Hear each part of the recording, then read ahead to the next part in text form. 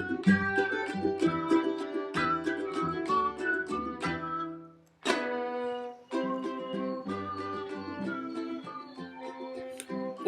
hello.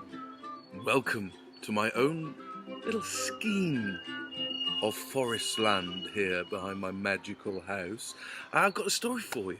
News has reached me in this little bit of wood that the theme for today, with it being Passover or Easter or whatever festival of rebirth you prefer, word has reached me that the theme is light and rebirth. And there is definitely a story in Tales of Britain which fits that bill perfectly. But I feel a little sheepish about it simply because this is the third story that I've told here from exactly the same little neighbourhood of North Wales, i.e. Snowdonia. The whole Snowdonia region. You could go for an afternoon and see at least 4 or 5 different sites of legends within one small after Sunday lunch walk. And I'm not here being paid by the Snowdonia tourist board. In fact, you know, lately we want to discourage people from going to Snowdonia, but one day you may be able to go there and really experience the places where these things happened.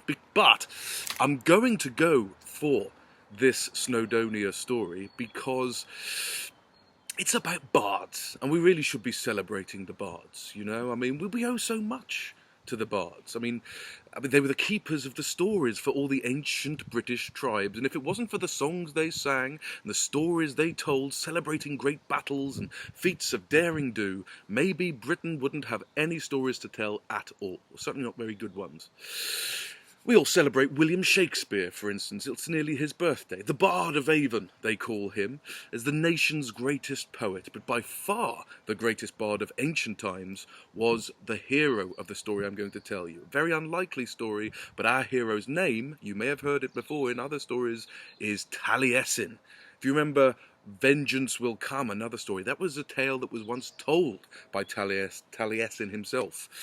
His power with verse was so strong, he was said to have been a valued friend of a whole host of British kings, including Bran the Blessed himself, and even King Arthur. But the beginnings of Taliesin were far more humble, and that's the theme for today. Rebirth, different forms. I mean, who thought where we would be 2 months ago and where we are now, sitting here in a wood telling a story about a Welshman called Taliesin.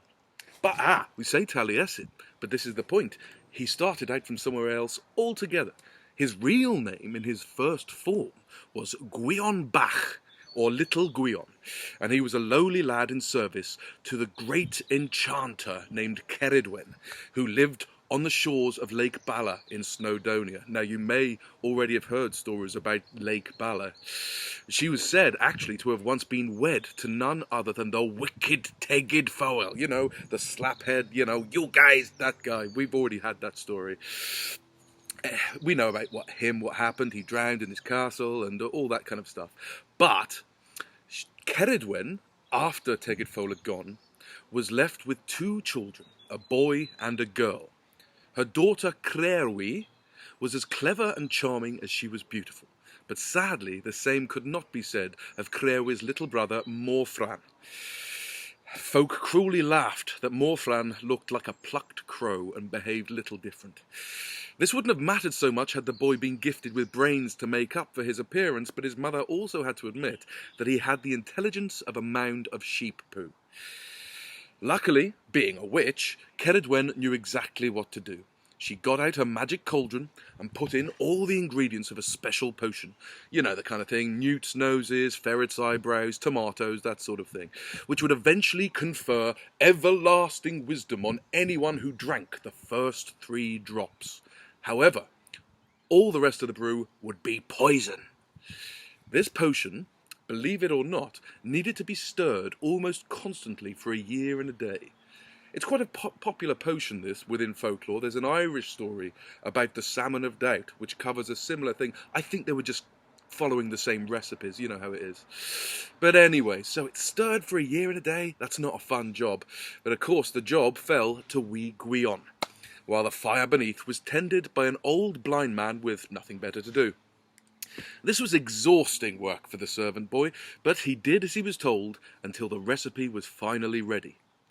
Alas, and indeed alack, at just that moment, 3 drops splashed out of the cauldron onto Guion's hand, and he squealed in pain. Then he put his hand to his mouth to stop the burning, and he suddenly felt enormous power spreading from his fingers, up his arm, and throughout his body, coming to rest, of course, in his brain, which suddenly pulsated with a very clear and important wisdom.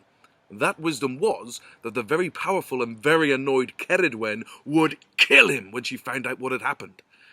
Fortunately, the lad's newfound cleverness also gave him the excellent idea of grabbing Ceridwen's spare wand, a fine model carved from pear tree wood, and the further idea of turning it on himself so he could change shape at will.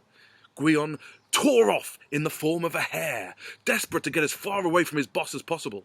But Ceridwen was, of course, born clever, and so she took off in hot pursuit as a big slavering hound. And so the chase was on. The chase that would save Guion's life. The boy turned into a salmon and leapt into a lake, but there was the angry enchanter in the shape of an otter, hot on his fins. Then he flew up into the air as a sparrow, but Ceridwen the sparrowhawk soon had him in her sights. Finally, exhausted, little Guion tried to hide as an ear of corn. That's pretty extreme, really. But his employer gobbled him up in the shape of a big black hen. Weird, eh?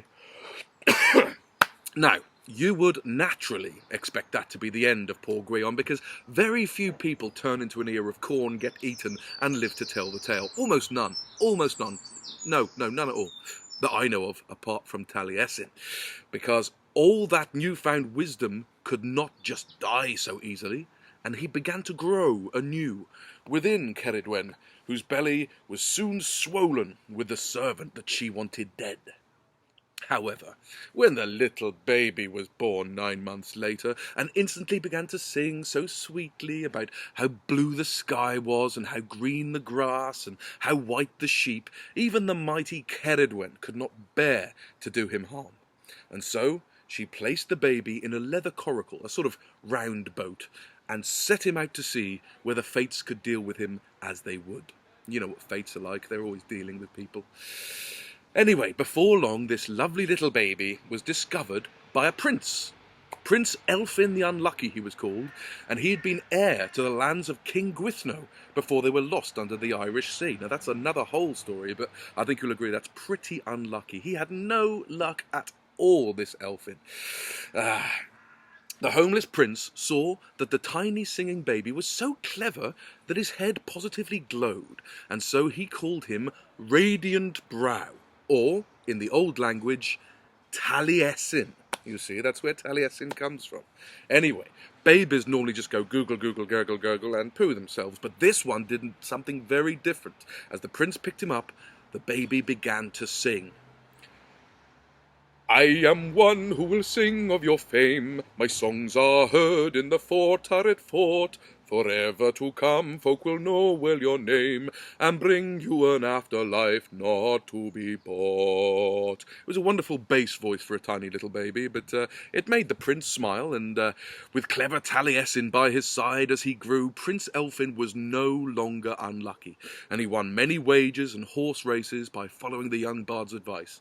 And when Taliesin was old enough, he began to travel the land, singing his songs and telling all his tales, and performing services for the greatest kings of all time, as we say, Bran, King Arthur, so many more.